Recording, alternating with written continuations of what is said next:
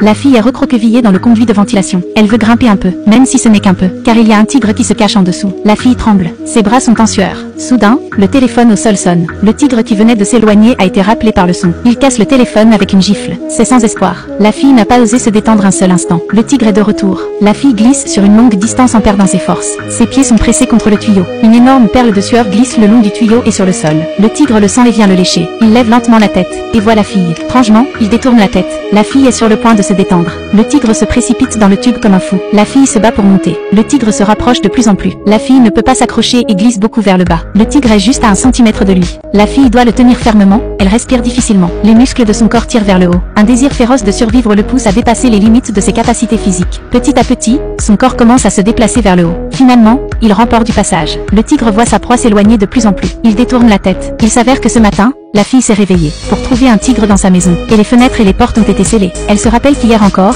son père avait fortifié la maison pour éviter un typhon, et elle ne savait pas que son père avait aussi laissé entrer le tigre. Il l'avait délibérément affamé pendant une semaine. La fille était désespérée. Son corps est tombé sur le sol. Soudain, il y avait un homme assez près d'elle, son petit frère. La fille a crié. Le petit frère n'a pas répondu, parce que sa mère était morte. Le petit frère est autiste. Il ne pouvait pas communiquer correctement. À présent, le tigre suivait l'odeur jusqu'au 2e étage. Ils sont arrivés dans une autre pièce. En un clin d'œil, le jeune frère sort. La S, pour l'arrête, entre dans la pièce et ferme la porte. La fille essaie d'allumer l'ordinateur pour appeler à l'aide. Mais l'internet a été coupé. Soudain, il y a eu une forte détonation. C'était le tigre. La fille laisse tomber son parfum et emmène son frère sous le lit. Le tigre passe la porte et erre, T2. Le frère essaie de tendre la main et d'attraper la queue du tigre. Mais la fille l'arrête, distrait par le parfum. Le tigre ne les voit pas. Le tigre saute sur la planche de lit et s'apprête à toucher la fille. Soudain, le tigre saute en bas. La fille regarde autour d'elle. C'est étrange que le tigre soit parti. Tournez la tête. Le tigre surgit sous le lit. Le lit entier est renversé, juste au-dessus de la porte. Le tigre est juste sur le chemin. La fille ouvre la porte et tire son frère dehors. Les deux vont dans l'autre pièce. La fille soulève la table et la claque contre la porte. Mais peu importe la force avec laquelle elle l'a cassée, la porte ne bougeait pas. Tout a été arrangé par son beau-père. Soudain,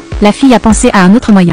Cette fille a bourré des somnifères avec du B.U.F et les a transformés en boules de viande, parpillées dans toute la pièce. Le tigre le sent et descend les escaliers. La fille s'enfuit. Elle prend son petit frère et se cache en haut. Le tigre mange les boulettes de viande. La fille s'enfuit. Elle voit une sortie dans le plafond. Elle devrait être capable de sortir. Elle prend la table et la pousse. Mais le plafond ne s'ouvre pas. Ce satané beau-père a aussi bloqué le plafond. Soudain, la fille entendit à nouveau le bruit d'un tigre. Une bouteille entière de somnifères n'a pas fonctionné. Le tigre arrive. Il se cache dans l'autre pièce. Ils entendent le tigre qui s'approche lentement d'elle. Il bloque la porte avec quelque chose de lourd. La fille essaie de s'échapper par la fenêtre. Mais la fenêtre était aussi bloquée. Soudain, la porte est poussée. Le tigre est revenu. Ils venaient tous les deux d'entrer dans le vestiaire. Il y a eu un grand bruit. Le tigre fait irruption. À travers l'espace, la fille a vu les terrifiantes rayures du tigre. Elle était si nerveuse qu'elle suffoquait. Mais elle n'a pas osé faire un seul bruit. Le tigre le sent toujours. S'approchant lentement d'elle, un tigre et un homme se regardent.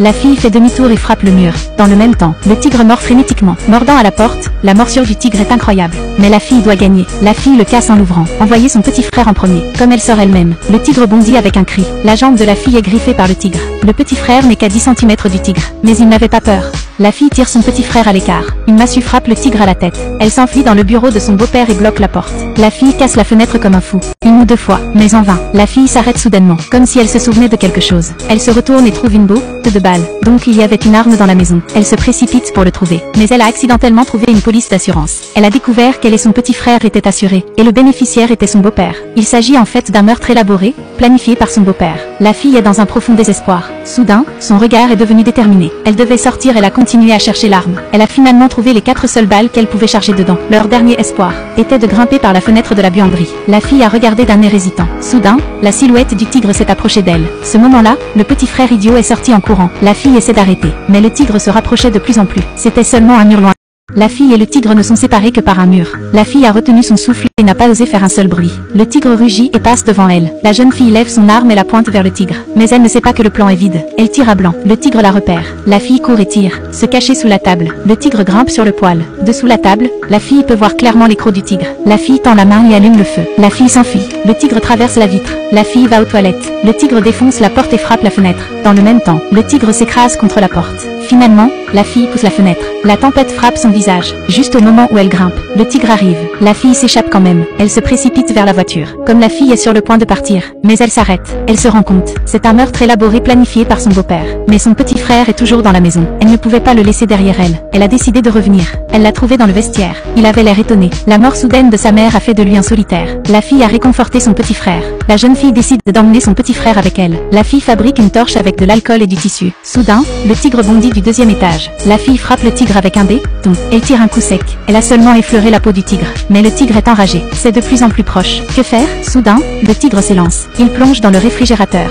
Heureusement, le réfrigérateur nouvellement acheté n'est pas encore branché. Les tigres frappent le réfrigérateur encore et encore. Elle tenait fermement son petit frère. Ce moment-là, la Hur et le frère comptaient l'un sur l'autre. Après un long moment, la fille a ouvert la porte du réfrigérateur. Elle a regardé dehors pour voir ce qui se passait. Le tigre est parti. Ils sortent lentement. Ce moment-là, une vis est dévissée. La porte est déverrouillée. Un canon de pistolet émerge. C'est le beau-père. Elle ne s'attendait pas à ce que sa sœur et son frère soient en vie. L'expression du beau-père change. Puis il ferme la porte. Les filles espèrent que leur beau-père les laissera partir. Mais il ne voulait pas les laisser partir. La fille comprend. Sa propre mère. Le beau-père l'avait tuée. Bien le beau-père ne voulait pas la laisser en vie. Le beau-père était sur le point de frapper.